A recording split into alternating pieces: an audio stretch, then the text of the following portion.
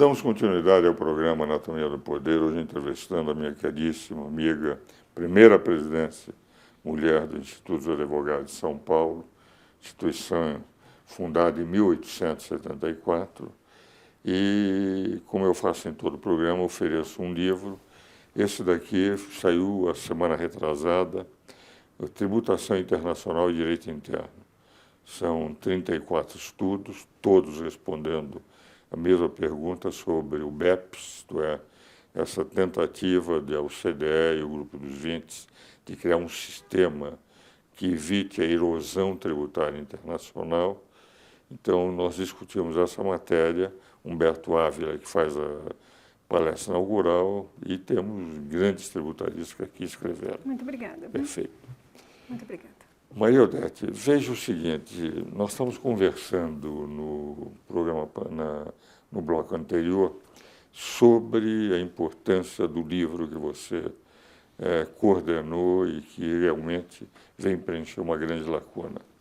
Mas hoje discutimos, inclusive no programa anterior, aquele da semana passada, esse problema, e que é um tema reiterado na doutrina, na advocacia, nos órgãos de classe, um certo desconforto e insegurança jurídica que um ativismo judicial, consequencialismo, neoconstitucionalismo, politização do judiciário ou judicialização da política, dê o nome que quiser, mas é interferência do Poder Judiciário na competência, seja legislativa, do Poder Legislativo, seja na própria execução do Poder Executivo de qualquer programa de governo.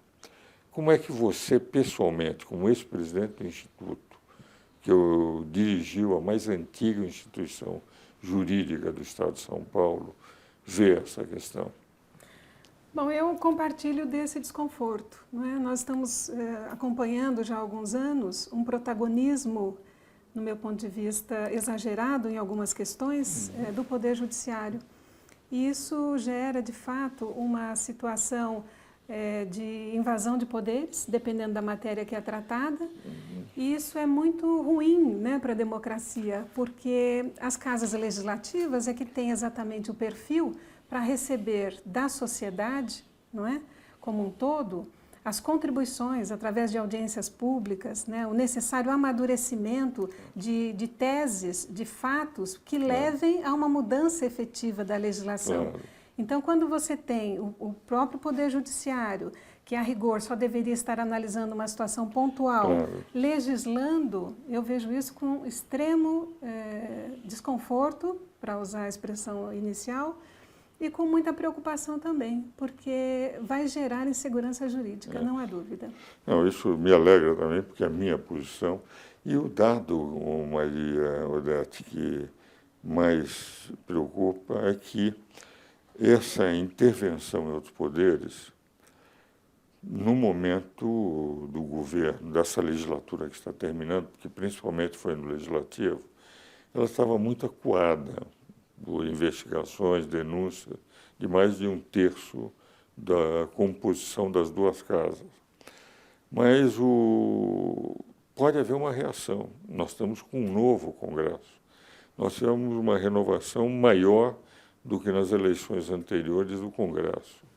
E a grande maioria, esmagadora maioria, sem problemas com a justiça, sem que tivesse iniciado o processo. Sim. Então, isso pode provocar, o que me preocupa mais, é que se por acaso houver invasão e o Supremo não respeitar a defesa por zelar da sua competência que é dada ao Legislativo, isso vai para o Legislativo poder recorrer às Forças Armadas, pedindo que reponha a lei e a ordem. Mas até que as Forças Armadas possam repor a lei e a ordem, sempre haverá aqueles que dizem, não, isso não é um instrumento da Constituição, os militares estão voltando, quando, na verdade, eles estão lá para obedecerem rigorosamente à Constituição e, num determinado momento, se houver o pedido de qualquer um dos poderes, responder à altura, fazendo com que haja a reposição da lei e da ordem. Passa a ser um poder moderador acima dos três poderes a que, enfim, a sociedade está, de certa forma, vinculada. Então, a sua colocação é extremamente importante nesse particular. Agora, eu vou partir para um outro ponto, mudar um pouco o nosso enfoque nesse final de entrevista. Queria saber como foi a sua carreira política na classe e, ao mesmo tempo, de advogada e professora, para o telespectador conhecer o perfil da Maria Odete. Muito bem.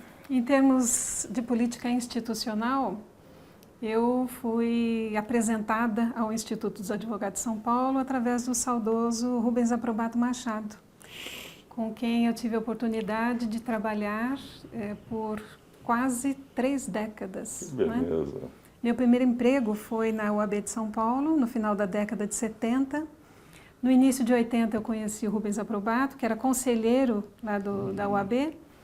Havia necessidade de uma estagiária no escritório dele, ele me convidou e eu fui, passei lá no teste, também com a nossa querida Helena Alonso Moisés. A Márcia Regina Aprobato Machado também já trabalhava lá, não é? E assim ficamos em sociedade por quase 30 anos.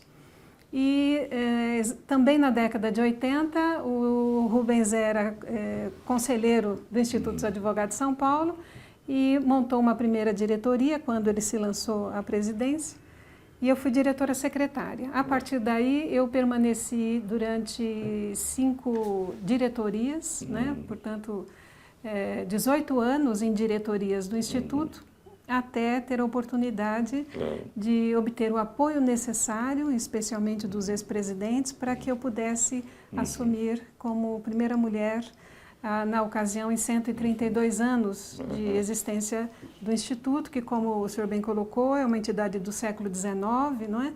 E fundado ao tempo que não havia ainda as carreiras jurídicas definidas através de entidades representativas. Então, nós não tínhamos a PAMAGES, não tínhamos a Associação do Ministério Público, nem tínhamos a própria OAB, não é? Que ela é da década de 30, de 32. Então, para mim foi... Chamava-se Instituto dos Advogados, da Ordem dos Advogados. Exatamente. E a primeira diretoria da UAB, na década de 30, saiu de dentro da diretoria do Instituto, né, com Plínio Barreto. Então, eu fiquei extremamente feliz por essa oportunidade de ter feito carreira dentro do Instituto. Foi um período em que participei de várias diretorias, fui diretora secretária por 2 vezes também e convivi com Nelson Coiransky, com Cláudio Mesquita, não é? Tantos grandes nomes, saudosos ex-presidentes. Grandes nomes mesmo. E o Instituto foi para mim uma referência de carreira extraordinária, né? Tive a oportunidade de ter Ivete Senise Ferreira, minha querida amiga, como vice-presidente, e ela depois me sucedeu. De maneira que eu só tenho agradecimentos, né? E ótimas lembranças com relação ao Instituto. Eu procurei colocar o meu ritmo de trabalho, eu procurei fazer mudanças que entendi importantes em vários setores, não é? Desde a parte de publicações, a parte de cursos, conferências, as tradicionais reuniões almoço do Instituto. E tive também um desafio enquanto presidente, que foi adquirir a segunda parte do andar lá da Líbero Badaró. Foi um desafio que eu tive que enfrentar na ocasião e, felizmente, com bons resultados, né? Nós tivemos, então, uma sede social ampliada. Isso engrandeceu bastante. Eu fiquei muito feliz. Já o ano que vem completa 10 anos, né, que eu me afastei do Instituto em termos de diretoria, mas sou conselheira ainda, né? Mas nas minhas... Conselheira nata. Conselheira nata. Quer dizer... Sim. O fato de ter sido presidente e até o fim da vida... Sim, você até o fim da vida serei conselheira nata. Né? Mas para mim foi motivo de extremo orgulho, isso agregou ao meu currículo. Né? Eu sou uma profissional que atuo basicamente no direito empresarial, não é? Faço também arbitragem, recuperação de empresas e falências e a minha base mesmo é o direito civil e o processo civil. O Maria Odete, os seus telespectadores perceberam aí a carreira brilhante da Maria Odete, mas o dado interessante na sua presidência é que você alavancou as mulheres dentro do Instituto. Não? Sim. E tivemos grandes figuras, e temos grandes figuras no Instituto nesse campo. Maria Odete, nós estamos chegando ao fim do programa.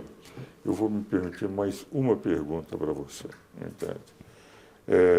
Agora que você é conselheiro do Instituto, acaba de publicar um livro, quais são os seus planos futuros em nível do exercício profissional? Você voltará ao exercício da política institucional dentro da classe? Bom, com relação especificamente ao Instituto, né, tivemos recentemente a eleição do professor Renato de Melo Silveira, né? Eu já estive conversando com ele, pretendo me aproximar do Instituto já no próximo triênio, né? E estarei disposta ao que for necessário, né, para ajudar a entidade ao resgate da sua, do seu pioneirismo também, da sua tradição, muitas vezes, né, porque o Instituto é uma entidade de tradições, não é? E no campo também institucional, eu concorri recentemente pela Chapa 16, né, à presidência da CAASP, da Caixa de Assistência dos Advogados. Infelizmente não tivemos sucesso momentaneamente, mas é um projeto que segue, né? Eu tenho, sim, vontade de estar participando mais efetivamente dessa política institucional. E quem sabe na próxima eleição, né, depois que nós nos envolvemos com a política institucional, seja de OAB, seja de ASP, não importa, né, há um prazer e um gosto pela circunstância de você estar fazendo alguma coisa pela classe, não é? Isso fica na intenção, no sangue, na vontade que a gente tem de desenvolver esses novos projetos. Eu penso que o senhor é um exemplo disso, né? Uma pessoa extraordinária que participa, tem inúmeras atividades. Eu também me sinto muito honrada de participar do Conselho Superior de Direito da FEComércio sob a sua direção. Aliás, é um privilégio nosso. Olha, Maria Odete, muito obrigado pela sua presença no nosso programa. Uma grande alegria.